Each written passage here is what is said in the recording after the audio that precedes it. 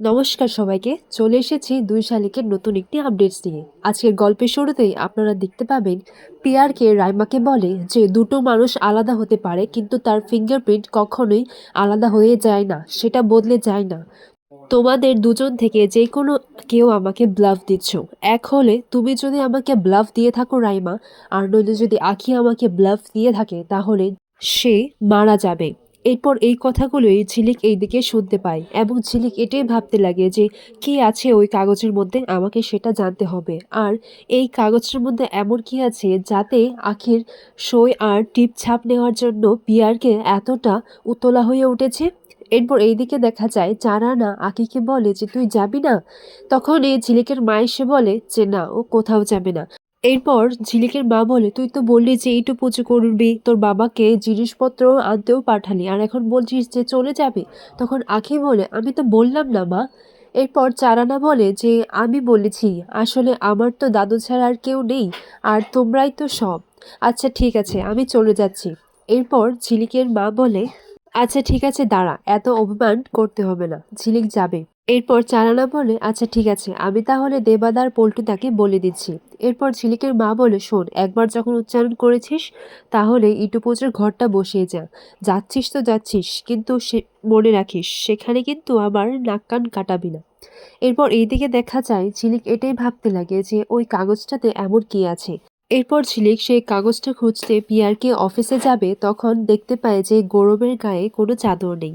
এখন এরপর ঝিলিক নিজেই সেই চাদরটা গৌরবের গায়ে দিয়ে দেয় এবং গৌরবকে দেখে মিছিমিছি হাসতে লাগে। এরপর ঝিলিক চলে যায় সোজা পিয়ারকের অফিসে। সেখানে গিয়ে অনেক খোঁজাখুঁজি করলেও সেই কাগজটা কোথাও পাচ্ছিল না। এরপর হঠাৎ করে তার পা লেগে সেখানে ডাস্টবিনটা পড়ে যায় এবং সেখানেই কাগজগুলো খুঁজে পায় এবং কাগজগুলোর মধ্যে অনিমেষ রায়ের নাম দেখতে পেয়ে ঝিলিক মনে করতে লাগে যে এই নামটা তো আমি কোথাও শুনেছি। আর আখির সঙ্গে এনার কিসের সম্পর্ক? তাহলে কি ইনি আখির বাবা? আখি নিজের বিষয়ে যা জানে সেটা মিথ্যে। আখি হচ্ছে অনেক বড় লোকের বাড়ির মেয়ে, কিন্তু আমাকে সেটা আখিকে সাবধান করতেই হবে। ওর উপর দিয়ে অনেক ঝড় আসতে চলেছে। আমি সেটা তো সহ্য করতে পারবো, কিন্তু ও পারবে না। এরপর আখিকে ফোন করলে আখির ফোনটা সুইচ অফ বলে। এইদিকে পরের দিন সকালে দেখা যায় যে ঝিলিক আখিকে একটা মেসেজ করেছিল, কিন্তু সেটারও রিপ্লাই করেনি। ঝিলিক এদিকে বলতে লাগে যে আমি না হয় ফোন করতে অসুবিধা হচ্ছে, কিন্তু ওর তো আর অসুবিধে নেই।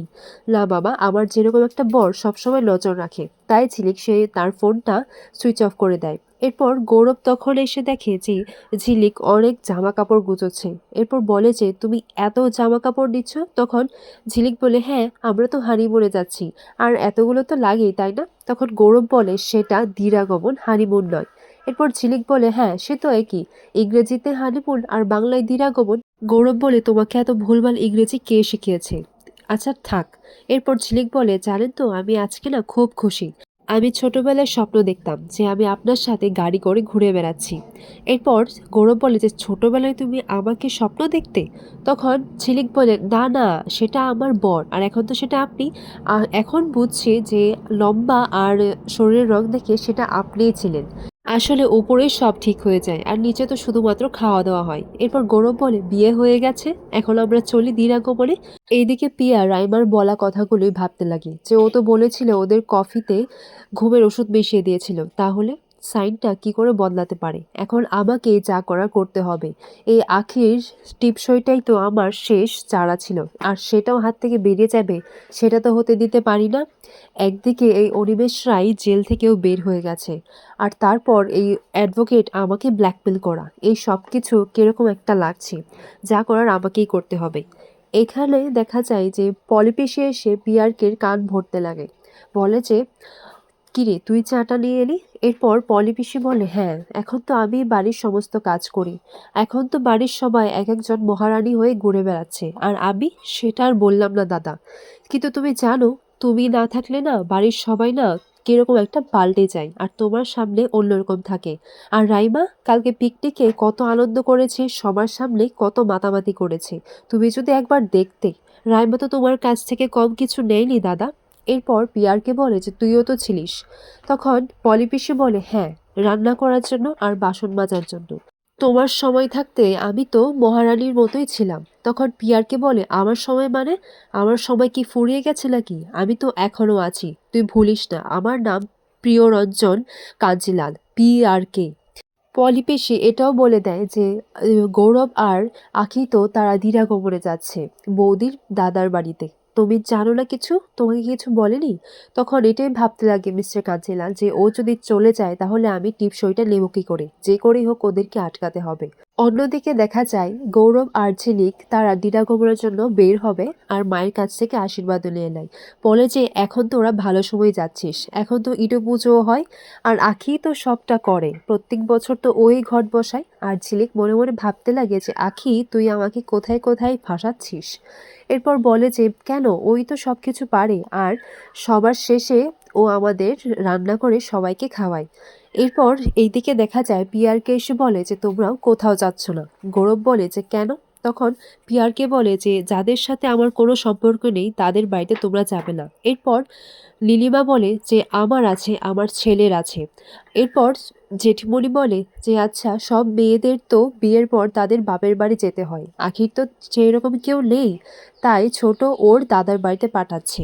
এরপর পিয়ারকে বলে যে তাহলে এই সব কিছু তোমার প্ল্যান, তাই না? এরপর নীলিমা বলে হ্যাঁ। তখন পিয়ারকে বলে এই বিয়েটা তো আমি মেনেই নেয়নি, তাহলে এই বিয়ের কিসের রীতি? তখন গৌরব বলে যে এই বিয়েটা আমি মানি। আর তখনই ঝিলিক গৌরবের দিকে তাকিয়ে থাকে। আর এখানে আজকের পর্বটি শেষ হয়। আগামী পর্বে দেখা যায় যে পিয়ারকে নন্দলালকে ফোন করে জানায় যে আমার ছেলে আর তার বউ দিরাগমনে যাচ্ছে, ওদের উপর একটু নজর রাখতে। আর পরে কি করতে হবে সেটা আমি তোমাকে পরে ফোন করে জানাচ্ছি। এরপর এইদিকে দেখা যায় যে ঝিলিক গৌরবের সাথে যাচ্ছে, ও খুব খুশি আর গাড়ির মধ্যেও নাচানাচি করছে।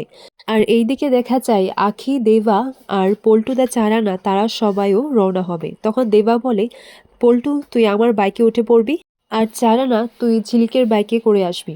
এরপর এটা শুনে আকি ভাবতে লাগে যে বাইক, কিন্তু আমি তো বাইক চালাতে পারি না, সেটা তো ঝিলিক জানে।